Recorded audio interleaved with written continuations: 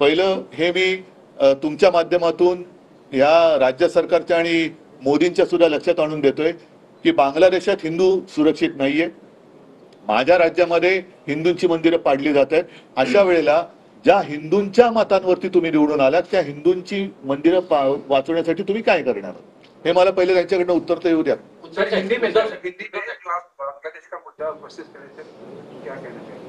पिछले कुछ दिनों से लगातार हम देखते आए हैं, पढ़ते आ रहे हैं कि बांग्लादेश में हिंदुओं के ऊपर अत्याचार होते जा रहे हैं. खास कर 10, 15, 20 दिन पहले की एक खबर है जिसमें साफ साफ कहा गया है, लिखा गया है कि वहां का इस्कॉन का मंदिर जलाया गया.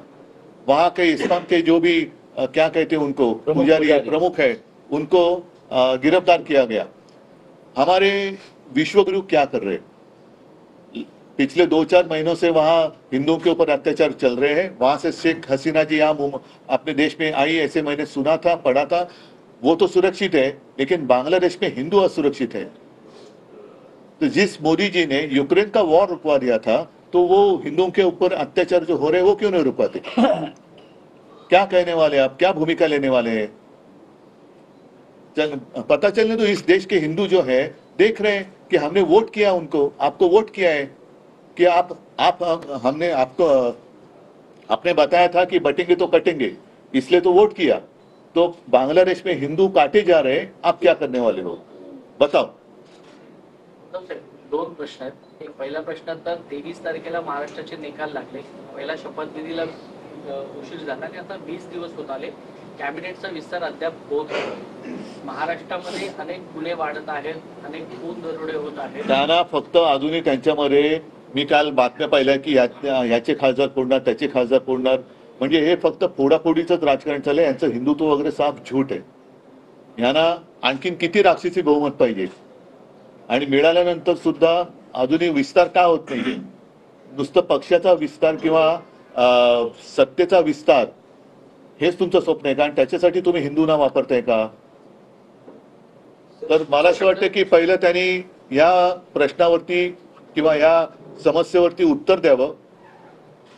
पूर्ण देशातले नव्हे तर जगातले हिंदू मोदीजींकडे एका अपेक्षेने बघतायत, आशेने बघतायत की आज बांगलादेशातल्या हिंदूंवरती ही परिस्थिती आली असेल तर इतरांची काय हालत आहे. दुसरा प्रश्न असा आहे की शरद पवार आणि अजित पवार कौटुंबिक जरी घंटा नातं असतं तरी राजकारण. मी आता दुसऱ्या कोणत्याही विषयावरती बोलणार नाही.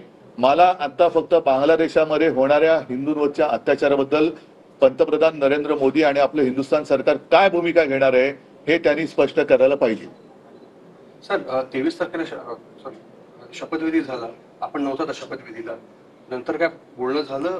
बांगलादेशामध्ये जे हिंदूंवरती अत्याचार होत आहेत त्याच्याबद्दल नरेंद्र मोदींनी आपण काय करणार आहोत हे भूमिका पहिली स्पष्ट करावी.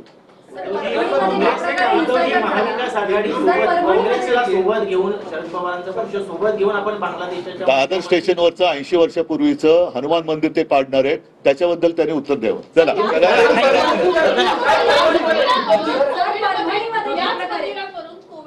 महाविकास आघाडीला घेण्याचा प्रयत्न केला होता, मात्र आता जी त्यांची मंदिराबाबतची भूमिका तुम्हाला संशयास्पद वाटते? संशयास्पद नाही, ही याला काय भूमिकाच म्हणत नाही. मला असं वाटतं मी बोललोय ते पुरेसं आहे. त्याच्यावरती त्यांच्याकडनं उत्तर येणं किती अपेक्षा करू याची मला काय आयडिया नाहीये. तर त्यांच्याकडनं जर त्यांच्यात थोडं जरी हिंदुत्व बाकी राहिलं असेल, लाज लज्जा शरम हिंदुत्वावरनं त्यांच्यात बाकी राहिली असेल तर भारतीय जनता पक्षाने आणि पंतप्रधानाने बांगलादेशात हिंदूंवरती होणाऱ्या अत्याचाराबद्दल बोलावं. आमच्याकडे जे दादर स्टेशनचं मंदिर पाडायचा फतवा, हा शब्द मी मुद्दामून वापरतो कारण तो भाजप सरकारने काढलेला आहे, तो फतवा त्याच्याबद्दल त्यांनी बोलावं. सिडकोचा डोळा तिथल्या मंदिराच्या जागेवरती आहे, तो भूखंड कोणाला देणार आहेत त्याच्याबद्दल बोलावं आणि मग त्याने आम्हाला हिंदुत्वावरती विचारावं.